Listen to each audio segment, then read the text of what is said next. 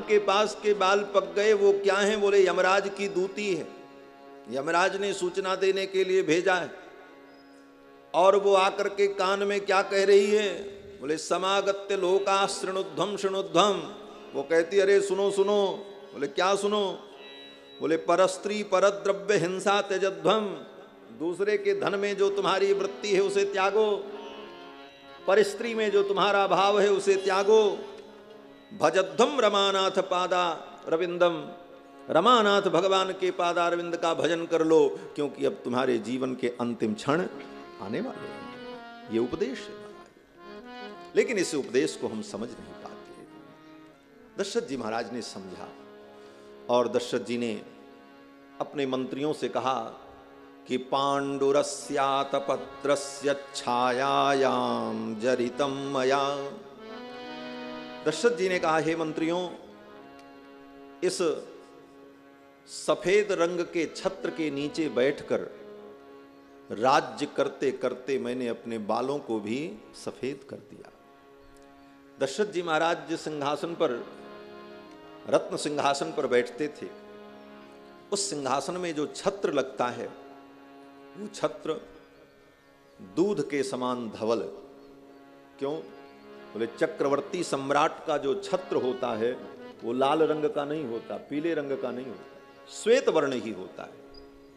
और वह भी छत्र वाजपेय यज्ञ का छत्र होता है। वाजपेय नाम के यज्ञ का वर्णन है वेदों में। वाजपेय यज्ञ करने वाले जो होते हैं, जब वाजपेय यज्ञ कर लेते हैं तो उनको वाजपेयी सरनेम मिलता है, उनको उपाधि मिल जाती है, उस दिन से वो वाजपेयी कहलाते। तो वाजपेय यज्ञ का छत्र अथवा राजसूय यज्ञ का छत्र, यही चक्रवर्ती सम्राट के सिंहासन में पिनद्ध होता है। और ऐसे श्वेत वर्ण के छत्र के नीचे दशरथ जी महाराज बैठते थे। दशरथ जी कहते हैं कि पांडुरस्यातपत्रस्य छायायाम जरितम मया। इस श्वेत वर्ण के छत्र के नीचे बैठ बैठकर इसकी छाया में मैंने अपने केसों को सफेद कर दिया। जीर्णस्यास्य शरीरस्य विश्रांतिमभिरोचये। अब इस बूढ़े शरीर को विश्राम की आवश्यकता है, इसलिए मैं चाहता हूं कि कल ही मैं अपने पुत्र राम का युवराज पद पर अभिषिक्त करूं। यौवराज्ये नियोक्तास्मि प्रातः पुरुष पुंगवम। कल प्रातः काल ही राम को युवराज पद पर मैं अभिषिक्त कर दूं। और ये घटना रामनवमी की है। राम जी का जब 24वां जन्मदिन था, उसी दिन दशरथ जी के मन में वे भाव आया कि आज राम 24 वर्ष के हो गए, कल 25वां वर्ष का प्रथम दिन होगा और कल पुष्य नक्षत्र भी है, क्योंकि रामनवमी को पुनर्वसु होता है, उसके दूसरे दिन 10वीं को पुष्य नक्षत्र। तो चक्रवर्ती जी ने कहा कल ही मैं इनका युवराज पद पर अभिषेक कर दूं। भवंतो मेनु मन्यंताम कथम वा करवाण्यहम। दशरथ जी ने अपने मंत्रियों से कहा कि आप लोगों की क्या इच्छा है, आप अपना विचार बताएं। अपने मंत्रियों से और सभासदों से जब सलाह ली तो जितने लोग सभा में बैठे थे सब उठ करके खड़े हो गए और सब ने दोनों हाथ उठा करके कहा महाराज की जय हो। आपने जो कहा यही तो हम भी चाहते थे, लेकिन हम संकोच के कारण आपसे कह नहीं पा रहे थे। हे महाराज, आपने तो मेरे मन की बात कह दी।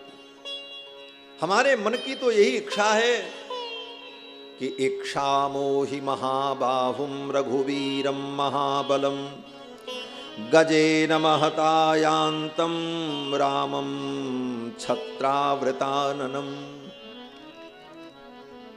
प्रजा के लोगों ने, मंत्रियों ने, सभासदों ने यही कहा कि हमारी तो यही इच्छा है कि रघुनंदन राम का युवराज पद पर अभिषेक हो और जो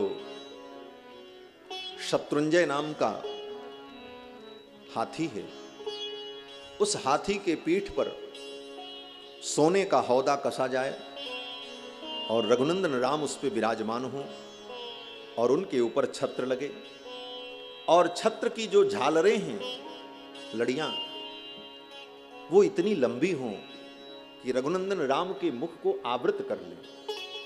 क्यों? बोले जब उनकी शोभा यात्रा निकलेगी तो निरावरण रघुनंदन के मुख का अगर लोग दर्शन करेंगे तो कहीं किसी की कुदृष्टि न लग जाए, इसलिए छत्र की लड़ियां इतनी लंबी हों कि रघुनंदन के मुख का निरावरण दर्शन किसी को न हो। जब गजराज अपने मस्ती में चलेगा तो छत्र अपने आप हिलेगा और छत्र के हिलने पर जब झालरें हिलेंगी तो उन झालरों की ओट से रघुनंदन के मुख की छवि का हम दर्शन करेंगे, परमानंद हो। ऐसी कामना अयोध्या के लोगों ने की। इक्षामो हि महाबाहुम रघुवीरम महाबलम गजेन महतायांतम रामम छत्रावृताननम। प्रजा ने जब एक मत से समर्थन कर दिया तो दशरथ जी महाराज भीतर से बड़े प्रसन्न हुए। लेकिन दशरथ जी नीतिज्ञ हैं, 60,000 वर्ष राज्य किया है।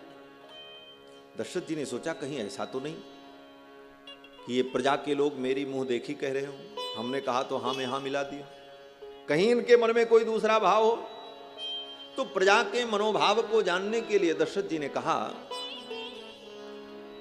कि कथम नु मयि धर्मेण पृथ्वी मनुषासति भवन्तो द्रष्टुमिच्छन्ति युवराजं महाबलम। हे प्रजाजनों, क्या मैंने आप लोगों के साथ कोई अन्याय किया? मेरे राज्य में आप लोगों को किसी प्रकार का कोई कष्ट हुआ? क्या कारण है कि मेरे रहते मेरे पुत्र को युवराज के रूप में देखना चाहे? कथम नु वै धर्मेण पृथ्वी मनुशासति। मैं धर्मपूर्वक पृथ्वी का शासन कर रहा हूं और मेरे रहते हुए मेरे पुत्र राम को युवराज के रूप में क्यों देखना चाहिए? क्या मेरे अंदर कोई कमी रह गई अथवा मेरे शासन में कोई अन्याय हुआ? तो प्रजा के लोग उठ करके खड़े हो गए और सभी लोगों ने कहा, महाराज आपके राज्य में हमें कोई कठिनाई नहीं, आपके राज्य में हमें सब प्रकार के सुख प्राप्त हुए, लेकिन एक बात कहें, सत्य बोलने का साहस आपने ही दिया है।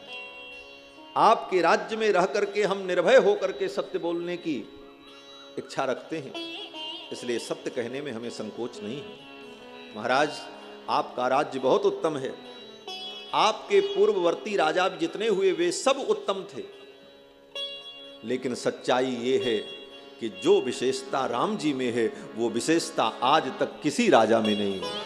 ये प्रजा के लोगों ने दशरथ जी के मुंह पे कह दिया। प्रजा के लोगों ने कहा, इक्ष्वाकुभ्योपि सर्वेभ्यो ह्यतिरिक्तो विषामपते।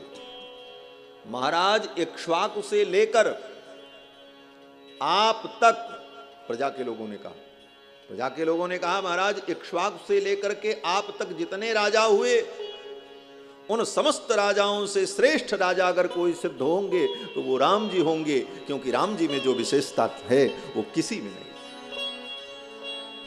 अपने पुत्र की ऐसी अद्भुत प्रशंसा सुनकर दशरथ जी महाराज बड़े गदगद हुए। अब तो प्रजा के लोग राम जी के गुण का वर्णन करने लगे। मैंने पहले ही कहा था ना कि कथा तो भगवान के गुणों का प्रकाश है। अब प्रजा के लोग भगवान के गुण का वर्णन कर रहे हैं। प्रजा के लोग कहते हैं, महाराज राम जी की जो विशेषता है कि व्यसनेषु मनुष्याणाम भृशं भवति दुःखितः। प्रजा में किसी व्यक्ति के घर में कोई विपत्ति आ जाए, कोई संकट आ जाए, तो राम जी समय से पहुंच जाते हैं और उसके उस दुख में सहभागी बनते हैं। और जैसे अपने परिवार के कोई सदस्य के साथ घटना हो जाए तो व्यक्ति जितना दुखी होता है उतना ही दुख राम जी अनुभव करते हैं। हमारे दुख को बांट लेते हैं। उत्सवेचु सर्वेषु पितेव परितुष्यति। और हमारे घर में कोई उत्सव होता है, विवाह, शादी, उपनयन, तो हर उत्सव में राम जी समय से पहुंचकर जैसे पिता अपने कर्तव्य का निर्वाह करता है उसी प्रकार सारे कर्तव्य का निर्वाह करते हैं। एक अभिभावक की जो भूमिका होती है उस भूमिका का पूर्ण निर्वाह करते हैं। ये रघुनंदन की विशेषता है। सक्तस्त्रैलोक्यमप्येष भोक्तिम कुन्नु महीमिमाम। ये प्रजा के मुख से वाल्मीकि महर्षि एक जो बात कहलवा रहे हैं ये भगवान के परत्व को सूचित करता है। परत्व माने भगवान का ईश्वरत्व। बहुत से लोग आधुनिक इतिहासकार और आधुनिक विचारधारा में रचे बसे पगे लोग कहते हैं कि वाल्मीकि रामायण के जो राम हैं वो परमात्मा नहीं है, वो तो महापुरुष हैं। क्यों? तुलसीदास जी ने उनको भगवान बनाया, लेकिन ऐसी बात नहीं है। तुलसीकृत रामायण के ठाकुर राम भी भगवान हैं और महर्षि वाल्मीकि के रामायण में जो राम भगवान हैं वही भगवान है, अंतर नहीं। और पग पग पर महर्षि वाल्मीकि ने भगवान के परत्व का, भगवान के ईश्वरत्व का प्रकटीकरण किया है। यहां पर प्रजा कह रही है सक्त्रस्त्रैलोक्यमप्येष भोक्तुम किम नु महीमिमाम। प्रजा के लोगों ने कहा महाराज ये पृथ्वी का राज्य क्या है, ये तो छोटा सा राज्य है। राम जी के अंदर वो सद्गुण है कि ये त्रिलोकी का साम्राज्य करने में समर्थ है, अर्थात ये त्रिलोकी नाथ है। किसी के ऊपर बहुत क्रोध आता है लेकिन उसका कुछ बिगाड़ नहीं पाते, अपने ही जलते मरते रहे, कुछ कर नहीं सकते। क्यों? बोले सामर्थ्य नहीं है। और प्रसाद बोले कृपा। किसी के ऊपर बहुत प्रसन्न हो जाए कि इसके लिए हम कुछ करें तो उतना सामर्थ्य ही नहीं कि हम उसके लिए कुछ कर सकें। लेकिन भगवान के अंदर क्रोध और कृपा नाम के दोनों गुण ऐसे हैं